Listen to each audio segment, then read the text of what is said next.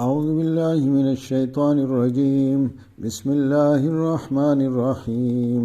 إن الذين كفروا سواء عليهم أنذرتهم أم لم تنذرهم لا يؤمنون.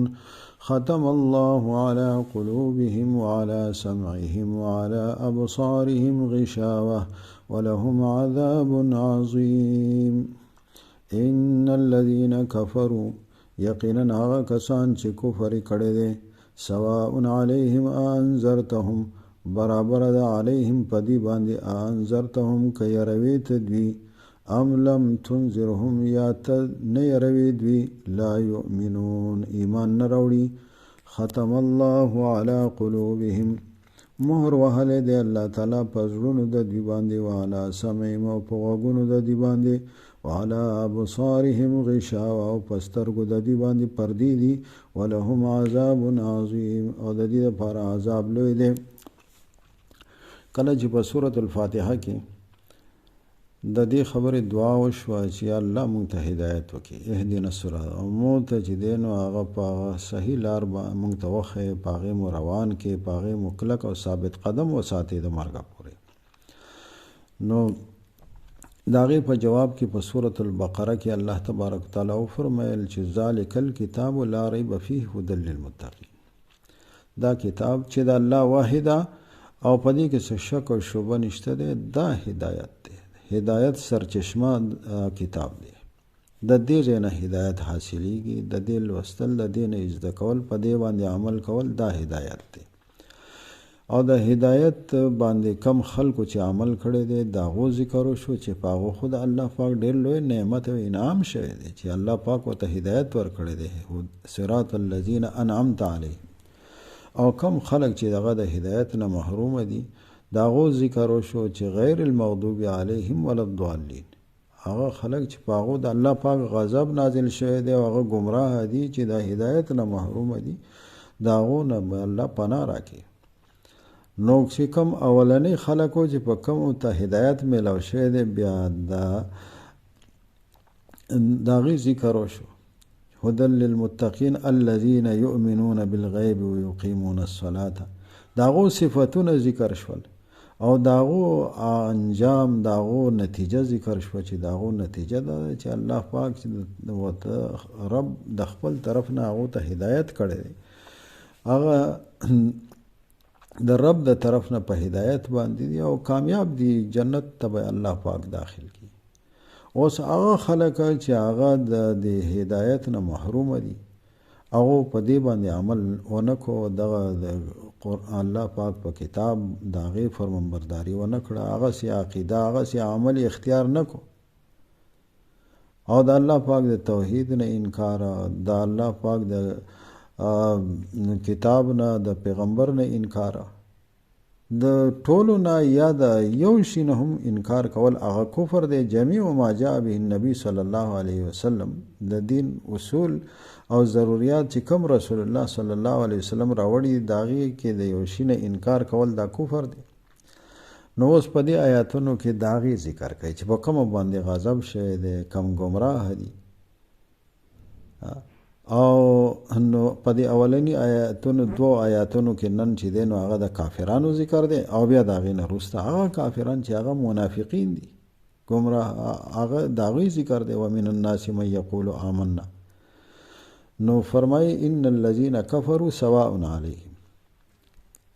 یقینا هغه کسان چې کفر کړی دی د هغو دپاره خو دا خبره برابر ده که ته یروې پیغمبره او که نه یروې دې ته چې دعوت ورکې د آخرت او د جهنم نه دي یرې او که ونه یرې برابر ده که ونه یرې هم ایمان نه راوړي او که ویرې هم ایمان نه راوړي. یعنی دی په دې خپل کفر او په دې خپله دشمنۍ کې دې حد ته رسېدلي دي چې دې په زړونو باندې بالکل اثر نه کېږي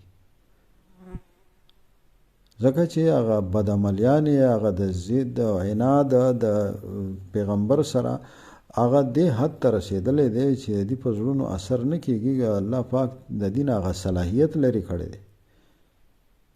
او د دې په زړونو باندې الله پاک مهر لګولی دی. ختم الله علی قلوبهم په غوږونو باندې مهر لګېدلی دی په سترګو باندې پردې دي چې کوم د هدایت ذریعې دي هغه ذریعې په دې باندې بندي شوي دي څنګه چې مخکینو کسانو ته الله پاک چې دی نو هغه ذریعه هغه توفیق ورکړو چې اولئک علی هدی من ربهم د رب مهرباني ده چې الله پاک د خپل طرفه دي ته هدایت ورکړی دی هغه هدایت چې کوم د رب د طرف نه نازل شوی دی په هغې باندې چې دی نو الله پاک دی روان کړي او کلک کړي ثابت قدم ساتلی دي لیکن کم خلک چې هغه د کفر اختیار کړ هغو ته که ته یاروي او که نه یاروي ایمان نه راوړي ځکه چې د هغو کې هغه صلاحیت نشتی په زړونو باندې چې دی نو مهر لګېدلی دی زړونه یې تور شوي حدیث شریف کې راځي چې انسان یو ګناه هم وکړي نو په زړه باندې یو تور داغ ولګي که توبه وکړي خو صفا شي او که توبه نه کوي همدغسې چې دی نو د الله په نافرمانۍ کې هغه چې څومره مخکې کېږي د زړه یې تورېږي حتی چې دی نو هغه د زړه بالکل تور شي دا توروالی په هغې باندې ناچاپېره شي فلا یعرف معروفا ولا ینکر منکرا نو بیا خو به ده کې د ښه او بدو تمیز ختم شي د دې پروا نه چې مطلب دی چې هغه ایمان د هغې څه فایده ده الله پاک د احکامات د منځ د پابندۍ د زکات د نورو د الله پاک د احکاماتو دا څومره ضروری دي او څومره چې دی نو د دې په پرېښودلو کې څومره نقصان دی په کولو کې څومره فایدې دي د ښه او بد دا تمیز د هغه نه ختم شي نو فرمایي چې ختم الله علی قلوبهم وعلى سمعهم د دې په زړونو باندې الله پاک مهر لګولی دی په غوږونو باندې غوږونو هم دغسې په زړه باندې هم چې دی نو هغه داسې سوچ نه کوي غور نه کوي دې خبره باندې او په غوږونو باندې هم چې دی نو هغه د الله د پیغمبر خبره د قرآن خبره چې دی نو هغه په غور سره اوري نه او په سترګو باندې پردې دي د الله پاک د قدرت په نښو د الله پاک د توحید په نشانیانو په نه هغې ته ګوري په هغې باندې غور کوي د الله کتاب ته ګوري هغه ولولي نو چې کله د هدایت نه محرومه دي نو دا خو چې کامیابي ناکامیابي دار و مدار خو هغه په هدایت باندې دی کم هدایت یافته دي الله پاک اولئک هم المفلحون او کم چې هغه د هدایت نه محرومه شو نو دغه کامیابۍ نه محرومه شو بلکې د هغو دپاره یو ډېر لوی عذاب دی جهنم ولهم عذاب عظیم دې کې پیغمبر ته خو الله پاک دا ویل چې د دې دپاره دا برابر دي لیکن داسې یو آیات کې نه دی ویلي چې پیغمبر یې منع کړی نه دی چې ته ورته دعوت مه ورکوه ځکه چې دا خو د الله پاک په علم کې ده داسې کافران هم په دې کې شته دی نو د پیغمبر دپاره یو تسلي ده چې هغه پیغمبر صلی الله علیه وسلم به چې دی نو هغه ګویا کې ډېر یو غم به و هغه ته چې دا خلک نه مني الله پاک ویل چې په خلکو کې بعضې داسې دې حد ته رسېدلي دي ته بس خپل کار کوه خپل دعوت ورکوه نو بعضې پکې داسې هم په مکې په مشرکانو کې مثلا ابوجهل چې هغه د مرګ په وخت کې د مرګه پورې چې دی نو هغه په هغه ضد او عناد او په هغه خپله دشمنۍ باندې قایم و او حتی د مرګه پورې هغه ته دا احساس نه و او ډېر پکې داسې و چې هغه چې دی نو الله پاک هغو ته بیا د ایمان توفیق ورکړو نو پیغمبر خو به خپل دعوت ورکوي او د پیغمبر کس چې کم نه مني هغو کې هم د هغه د دعوت ورکولو او د الله پاک هغه حکم پوره کولو خپله ذمهداري ادا کولو د هغې په وجه باندې الله پاک هغو ته درجات او ثوابونه ورکوي مسلم شریف کې حدیث دی چې پیغمبرانو کې بعضې پیغمبران داسې راغلي دي چې هغو خپل قوم ته دعوت ورکړی دی او هېڅ چا خبره نه ده منلې بعضې پیغمبران پکې داسې دي چې یو تن چې دی نو هغه د قیامت په ورځ د هغه سره به یو امت وي بعضې سره به دوه وي بعضې سره به درې وي لیکن دا ټول کامیاب دي او ټول چې دی نو هغه په خپل میشن کې چې کومه الله پاک هغو ته ذمهداري ورکړې وه هغه ذمهداري هغو پوره کړه د الله پاک حکم پوره کړو الله پاک د هغې په بدله کې هغو ته ډېر اجر عظیم ورکوي نو د پیغمبر یا د پیغمبر په تابعدارۍ کې دعوت ورکول والا خپل دعوت به ورکوي